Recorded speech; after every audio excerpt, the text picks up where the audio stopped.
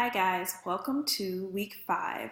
Excellent job uploading all of your articles. I haven't gotten done looking through all of them, but I will soon, and we'll discuss them more in class. So what I wanted to do today is to introduce you for one of the assignments that we'll be undertaking for the next week and a half or so. And I had spoken a little bit about it when we did our workshop, and that's the annotated bibliography. I'm not sure how many of you have done one before. I don't want to assume anything, so I want to give you resources just in case you need additional guidance. Also, my annotated bibliography may be a bit different from some of the ones you'll find online if you're doing a search that way, so I would strongly advise you to use this setup. This is how it will be graded. This is how I will assess you based on how closely you follow this particular format. For this video, I wanted to offer you one of my own personal resources. This is an annotated bibliography I did in my master's program. I will post this online as a Word file or PDF document, just so you're able to access it. I'm going to walk through some of the formatting of this document. The first thing I want you to notice is for you to make sure you add a title. So you'll need to add a title for your annotated bibliography.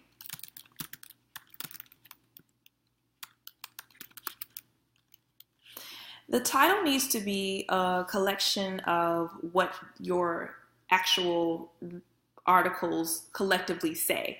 So for instance, all the articles that you're going to see here are around effective selection strategies for young adult multicultural, for the young multicultural reader.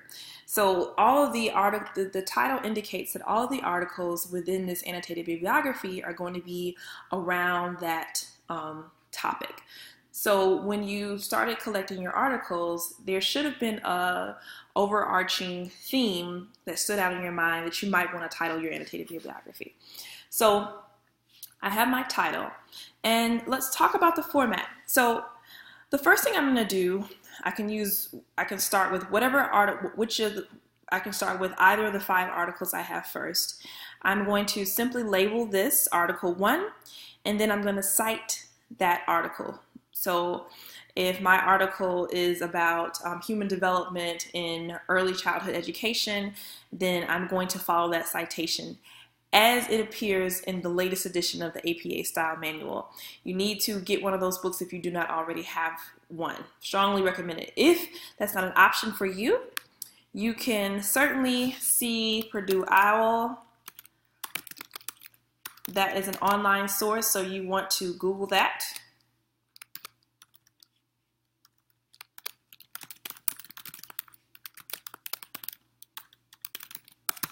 So that will be very strictly enforced for this annotated bibliography. And so as we move along, some of the most important things you want to remember when you're doing the annotated bibliography is the summary.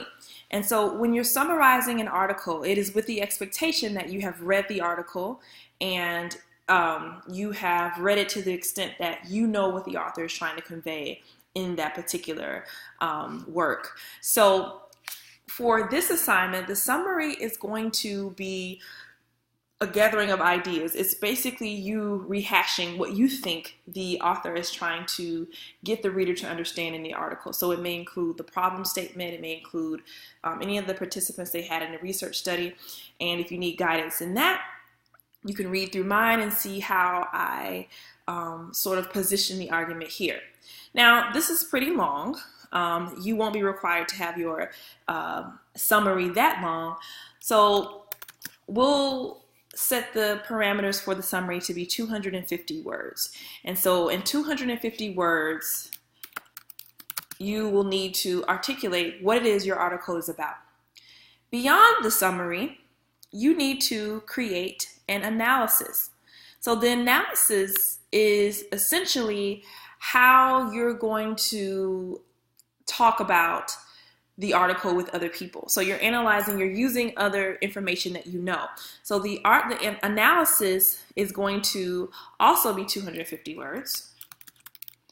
And basically, it's going to talk about the article that you're focused on in this particular part of the bibliography, and you're going to talk about it against other articles that you've read or other resources. So if I were you, I would probably use my book as the resource that I'm going to use in my analysis. So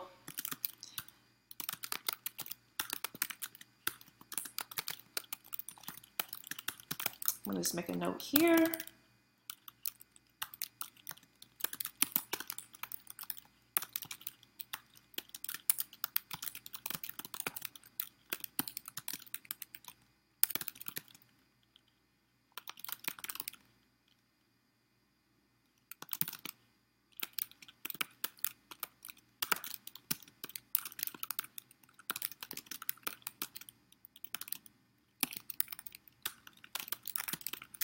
Okay, so basically I would use my text to do the analysis. And so whatever your article is talking about, I would pull some resources to talk about, here's what this article says that I researched, but here's the information I also know from this text. And you're basically having a mini argument in talking about the relevance of the article you found in relation to the information that you already have. So this is getting into a higher level of research understanding for you as a master's student, particularly one that wants to be a master teacher. So I want you to focus this part of the annotated bibliography on that. Please feel free to read what I have here.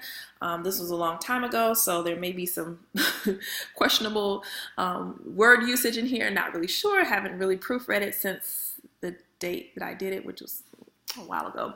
But you read through it, and if anything else, you'll get an idea of what's happening here. Again, this analysis here I have is well over 250 words. You won't have to do it over 250 words. Please make sure your analysis is 250 words. I'm going to bold that. And please make sure that your summary is also 250 words. All right, so that's pretty much the setup. Now, the other thing I want to bring your attention to is that when I am scrolling through, I see that in most of the articles that you will find, the author of that article sometimes cites other people within that article. And so, for instance, here, this author I cited someone else that they cited within the article. So just to bring this to your attention, I'm going to type it out.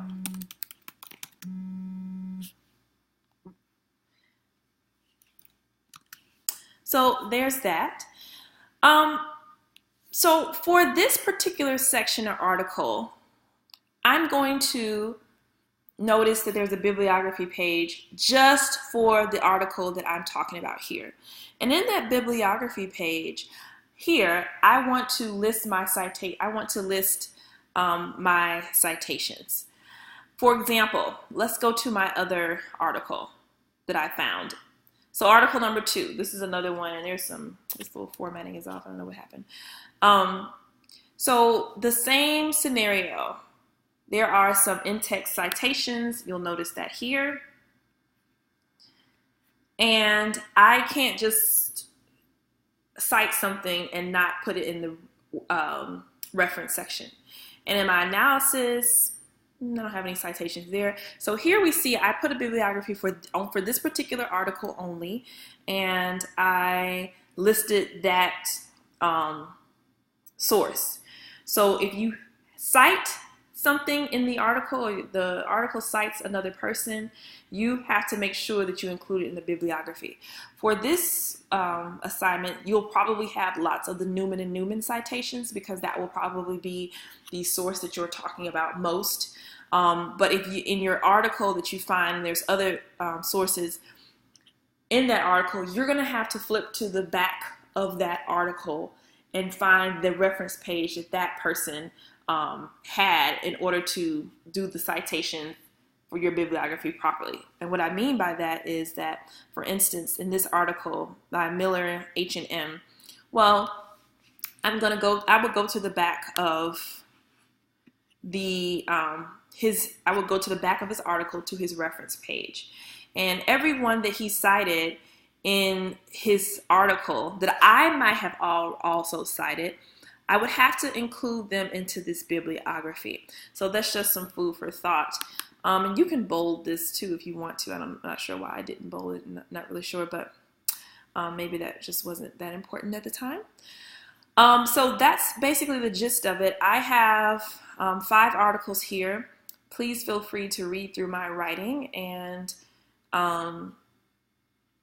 so you can get an idea of what it's supposed to look like, how I'm shaping my argument, how I'm writing it.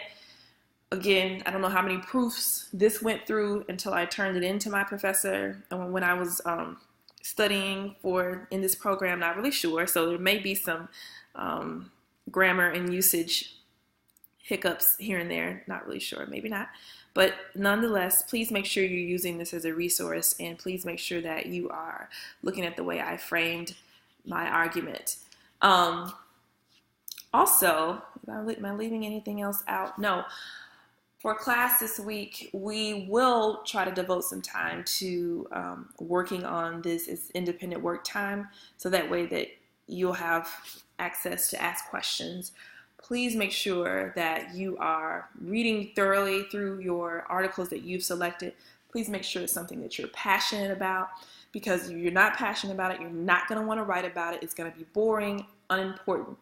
Also, consider creating this as a resource to use within your school. So this is something that you should be willing to share with your colleagues in your school building, something you should post in the teacher's lounge so that teachers can have an idea of, oh, well, this is what's going on that I need to know about as a teacher, or this might be of interest. And that's all about being the master teacher. This is what the master teacher does. They're abreast in the latest research. They are sharing with colleagues. Again, this is a part of your practice. This is what you're supposed to be doing and growing and understanding what people are talking about, and to find a way to insert yourself into the conversation. And this is the way to insert yourself.